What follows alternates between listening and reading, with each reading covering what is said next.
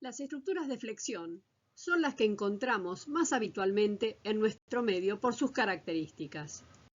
Estas estructuras permiten la materialización de planos horizontales que justamente son las que se adecúan al comportamiento humano de desplazamiento horizontal.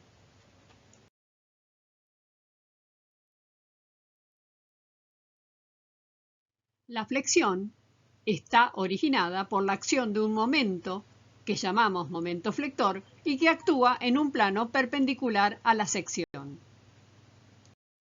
El momento flector se origina cuando la recta de acción de la carga no coincide con el lugar donde se producen las reacciones. Podemos decir entonces que la deformación característica debida a la flexión es la curvatura del eje de la pieza. Y por consecuencia de esta curvatura, dos secciones infinitamente próximas van a rotar o a girar una respecto de la otra y aparecen en este caso esfuerzos de compresión en una de las fibras o en uno de los extremos y tracción en el extremo opuesto. Cuando hablamos de estructuras de flexión, podemos pensar en la mayoría de los edificios que nos rodean en nuestras ciudades. Y dentro de los elementos estructurales característicos están las vigas como elemento lineal. Las mismas se pueden construir con elementos metálicos como perfiles o barras reticuladas, madera, o uno de los materiales más frecuentes en nuestro medio para estructuras de flexión, que es el hormigón armado. Sabemos ya que el hormigón, por sus características, una vez que endurece se transforma en un pétreo y se le agrega la armadura de acero precisamente para poder soportar los esfuerzos de tracción que se producen en un elemento a flexión, ya que la parte comprimida será absorbida en su totalidad por el hormigón. En la actualidad existen software o programas tanto de diseño como de cálculo de estructuras que nos permiten verificar o ver las deformaciones de acuerdo al tipo de apoyo o a las cargas. En este caso tenemos una viga biempotrada, o sea, empotrada en ambos extremos, sometida a una carga puntual. Y podemos ver por la escala de colores que si bien la flexión máxima se produce en el centro, al estar sus bordes empotrados, tenemos también esfuerzos en ellos. Vemos en este caso una viga simplemente apoyada con un voladizo y la deformación que sufre cuando solamente consideramos la carga concentrada que actúa sobre la viga, que es lo que verificamos en la imagen superior derecha, y cuando consideramos todas las cargas, o sea, su propio peso también, la viga se deforma de acuerdo a la imagen que vemos en la parte inferior derecha. Y un caso real de viga con voladizo, donde el voladizo reduce su sección a medida que se acerca al extremo, donde los momentos son más reducidos o nulos. Vemos en esta imagen el proceso real de armado de una viga, donde podemos destacar o verificar la armadura inferior, que sería la armadura principal, ya que la viga en su parte inferior va a presentar esfuerzos de tracción. En la parte superior están las perchas de armado, o sea, son también barras de acero, y rodeándolas están los estribos, que van a ser los encargados de resistir sobre todo el esfuerzo de corte. Lo mismo que estas barras que se van subiendo en forma diagonal cuando se llega al apoyo. Y vemos aquí el detalle de armado en un encuentro de losas con viga. Otros de los elementos estructurales característicos de esta tipología son las losas. Y existen diferentes maneras de construirlas y diferentes materiales. Vamos a comenzar tratando las losas macizas de hormigón armado. Y estas losas van a trabajar de modo diferente según sea la relación de luces y la forma de apoyos. Si tiene apoyos solamente en dos de sus bordes, podemos decir que se tratará de una losa unidireccional, y si se apoya en los cuatro bordes, será una losa armada en dos direcciones o bidireccional. Cuando las losas apoyan solamente en dos de sus bordes, o bien la relación de luces es mayor a 2, decimos que trabajan solo en una dirección, o sea que la carga se va a dirigir de acuerdo a esa única dirección hacia los apoyos, y por lo tanto, cuando se materializan en hormigón armado, la armadura principal tendrá precisamente esa dirección.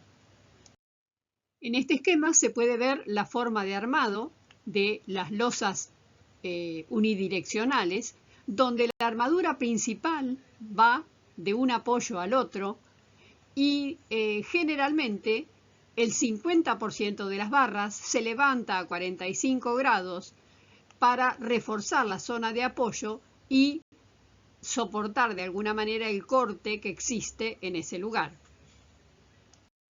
En la realidad esto podría verse de esta manera, ya que vemos la línea que correspondería a la viga y cómo llega la armadura de la losa y se sube el 50% de las barras al llegar al apoyo.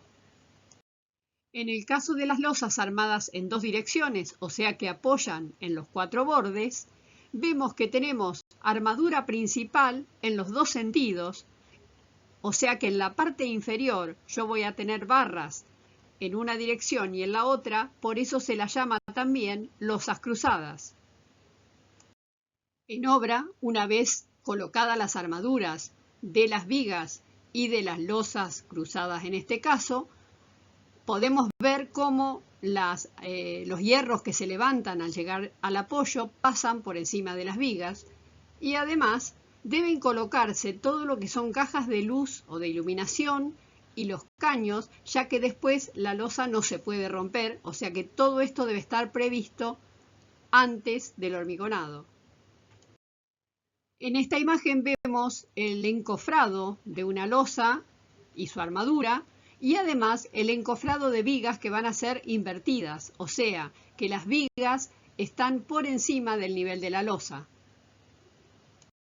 En los encuentros de las losas con las vigas y con las columnas o los voladizos, las barras de cada elemento estructural se van vinculando para mantener la forma previamente calculada y además para que no se modifique cuando se hormigona.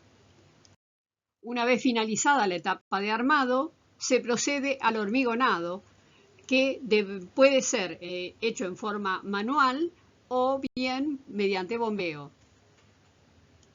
La etapa de hormigonado es muy importante en todas las obras, ya que debe cuidarse de que no queden espacios vacíos, de no modificar la posición de la armadura durante el hormigonado y finalmente que se alcancen los niveles deseados de acuerdo al cálculo y al proyecto. Hay losas que por la magnitud de las cargas o las luces a cubrir necesitan tener armadura importante también en la parte superior. Existe también otra manera de materializar los entrepisos, así como las losas macizas que hemos visto, y que llamaremos losas mixtas. Es así que encontramos los entrepisos formados por madera y bovedilla de ladrillos, o por perfiles y bovedilla de ladrillos. Este tipo de entrepisos es posible que los encontremos en construcciones de una cierta antigüedad. Otro tipo de entrepiso más actual es el constituido por viguetas pretensadas y bloques. Existen diferentes variantes para materializar este tipo de entrepisos, pero el principio es básicamente siempre el mismo.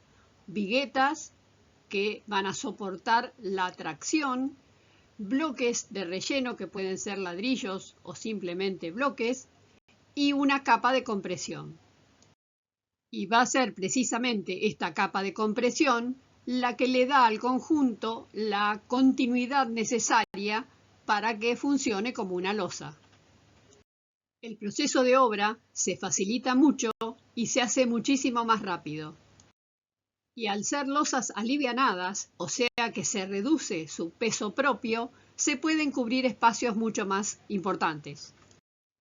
El procedimiento en obra, entonces, es bastante similar, o sea, se arman las vigas, se colocan las viguetas que irán apoyadas en ella, se coloca el material aligerante, que pueden ser bloques o ladrillos. Sobre este material aligerante se coloca la armadura de distribución y finalmente se hormigona.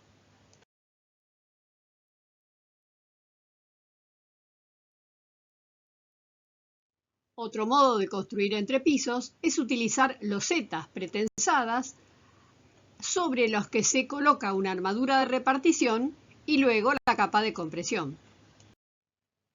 Estas losetas pretensadas, que obviamente son premoldeadas, en algunos casos tienen alma de poliestireno expandido. En todos los casos, las empresas que tienen registrados estos entrepisos brindan unas tablas en los que de alguna manera están clasificados las distintas dimensiones de sus productos y cuáles serán las luces convenientes y las cargas apropiadas para cada uno de estos tipos. Por lo tanto, el cálculo se simplifica muchísimo. Existe otro tipo de losas prefabricadas, que son las llamadas losa T o doble T, que dada su gran capacidad resistente, puede destinarse a diferentes usos.